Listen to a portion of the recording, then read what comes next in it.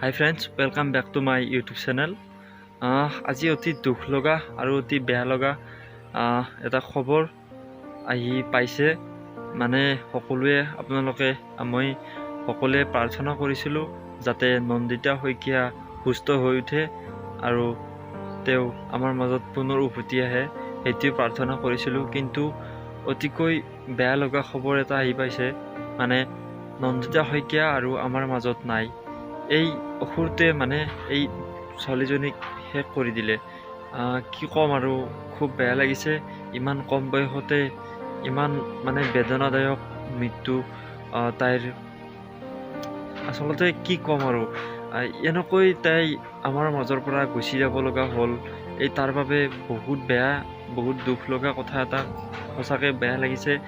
আৰু এই ছোৱালীজনীক ইমান বেয়াকৈ মানে শেষ কৰি দিলে সেই ল'ৰাজনে। তাৰ শাস্তি আচলতে ইমিডিয়েট হ'ব লাগে, মানে লগালগ শাস্তি হ'বই লাগে। এই নন্দিতা শইকীয়া আমাৰ মাজৰ পৰা গুচি গ'ল, কিন্তু তাৰ কাৰণে আপোনালোকে প্ৰাৰ্থনা কৰিব যাতে তেওঁৰ আত্মাই চিৰশান্তি পায়। আৰু এই মানে অসুৰটোক আচলতে অতি সোনকালে শাস্তি দিব লাগে। সি নন্দিতা শইকীয়াক যেনেকৈ ইমান কষ্ট দি ইমান বেয়াকৈ মাৰিলে, তাৰ কাৰণে তাৰ বেলেগ শাস্তি একো নাই।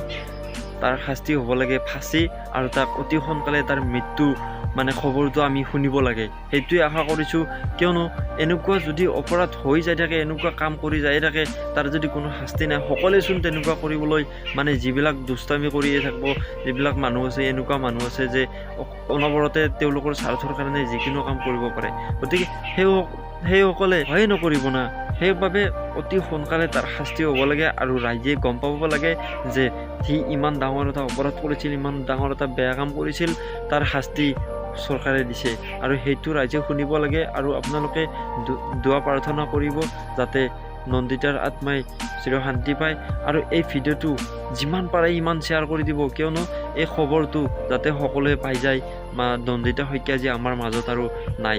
আৰু আপোনালোকে আপোনালোকৰ মতামতটো কমেণ্ট বক্সত কমেণ্ট কৰি জনাব। ধন্যবাদ।